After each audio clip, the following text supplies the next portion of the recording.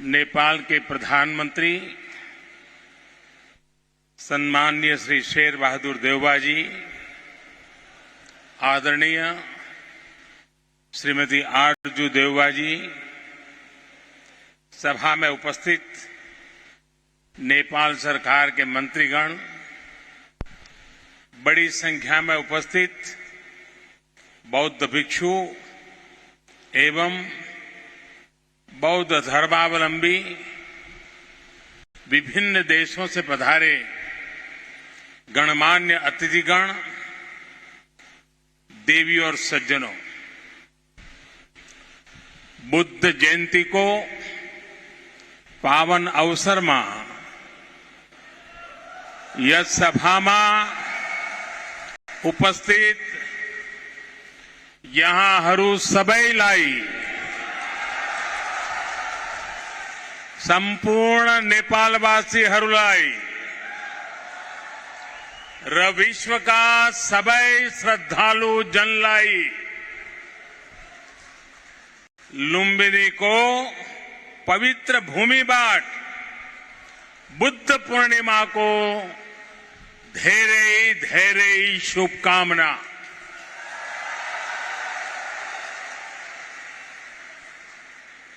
मुझे पहले भी वैशाख पूर्णिमा के दिन भगवान बुद्ध से जुड़े दिव्य स्थलों पर उनसे जुड़े आयोजनों में जाने का अवसर मिलता रहा है और आज भारत के मित्र नेपाल में भगवान बुद्ध की पवित्र जन्मस्थली लुम्बिनी आने का ये सौभाग्य मिला है। कुछ देर पहले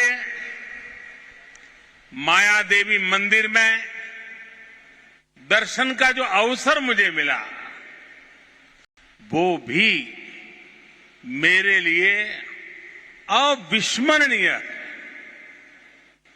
वो जगह जहां स्वयं भगवान बुद्ध ने जन्म लिया हो, वहां की ऊर्जा, वहां की चेतना, ये अलग ही एहसास है। मुझे देखकर भी खुशी हुई कि इस स्थान के लिए 2014 में मैंने महाबोधि वृक्ष की जो सैपलिंग भेंट की थी, वो अब विकसित होकर एक वृक्ष बन रहा है। साथियों, चाहे पशुपतिनाथ जी हो, मुक्तिनाथ जी हो, चाहे जनकपुर धाम हो या फिर लुम्बिनी में जब जब नेपाल आता है, नेपाल अपने आध्यात्मिक आशीर्वाद से मुझे कृतार्थ करता है। साथियों, जनकपुर में मैंने कहा था कि नेपाल के बिना हमारे राम भी अधूरे हैं।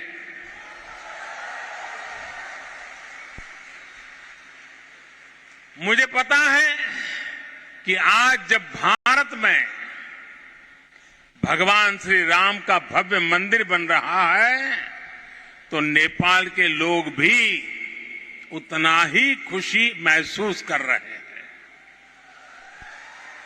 साथियों, नेपाल यानी दुनिया के सबसे ऊंचे पर्वत सागर माथा का देश। नेपाल यानी दुनिया के अनेक पवित्र तीर्थों, मंदिरों और मठों का देश। नेपाल यानी दुनिया की प्राचीन सभ्यता, संस्कृति को सहज कर रखने वाला देश। नेपाल आउँदा मलाई कुनै राजनीतिक भ्रमण भन्दा अलग औटा छुट्टे आध्यात्मिक अनुभूति उंच भारत और भारत के लोगों ने हजारों सालों से नेपाल को इसी दृष्टि और आस्था के साथ देखा है।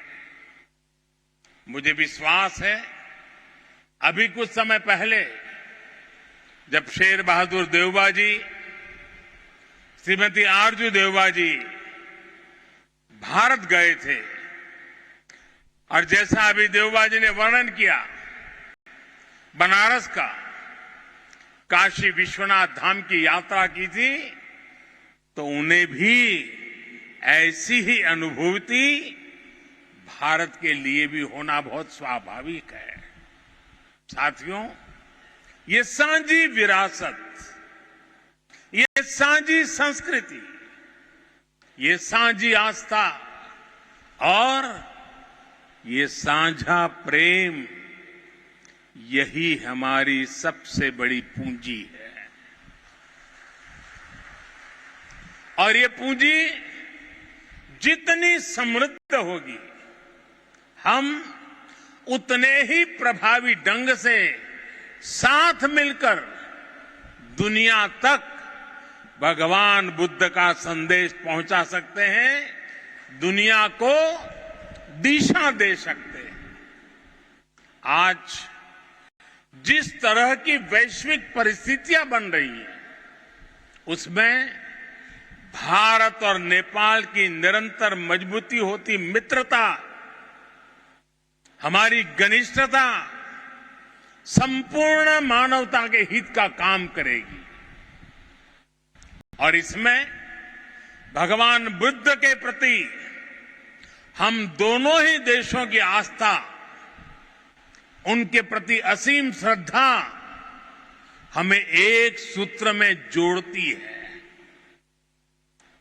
एक परिवार का सदस्य बनाती है। भाई और बहनों, बुद्ध मानवता के सामूहिक बोध का अवतरण है। बुद्ध बोध भी है और बुद्ध शोध भी है,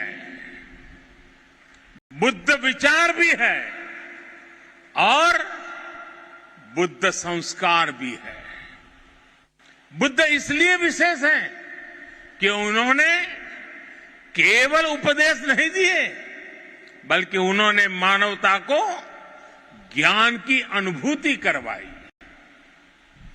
उन्होंने महान वैभवशाली राज्य और चरम सुख सुविधाओं को त्यागने का साहस किया। निश्चित रूप से उनका जन्म किसी साधारण बालक के रूप में नहीं हुआ था, लेकिन उन्होंने हमें यह एहसास करवाया कि प्राप्ति से भी ज्यादा महत्व त्याग का होता है। त्याग से ही प्राप्ति पूर्ण होती है।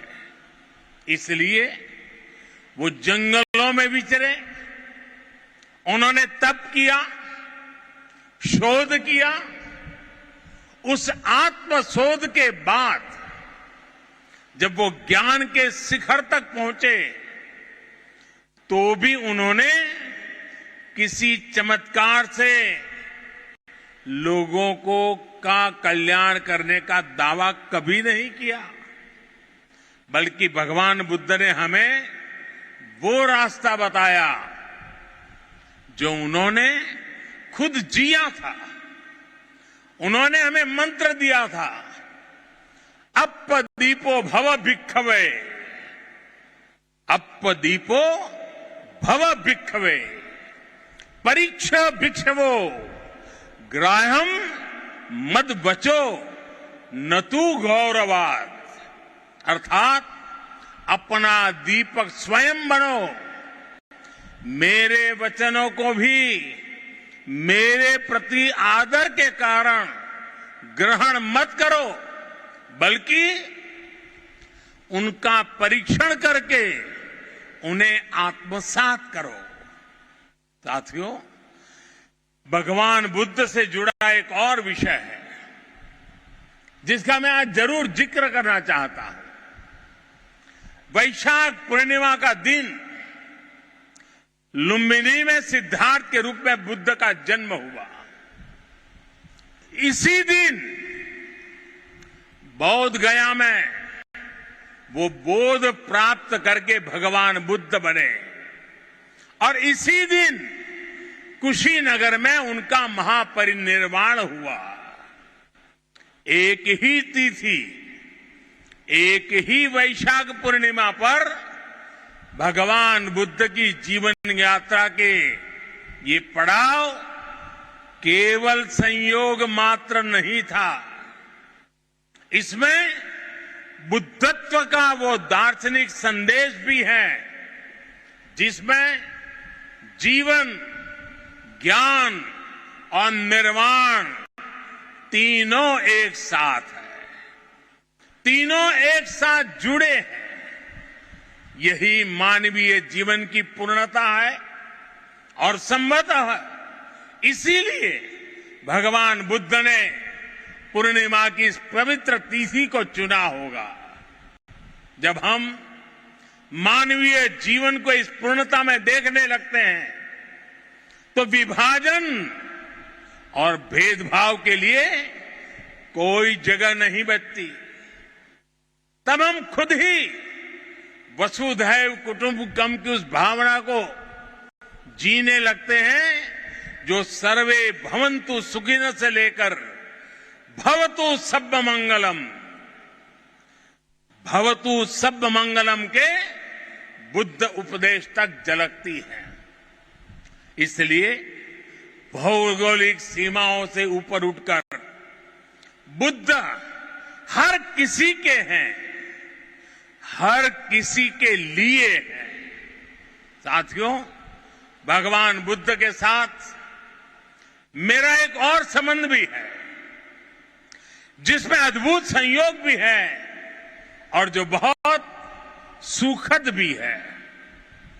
जिस स्थान पर मेरा जन्म हुआ, गुजरात का वडनगर, वहां सदियों पहले बौद्ध शिक्षा का बहुत बड़ा केंद्र था।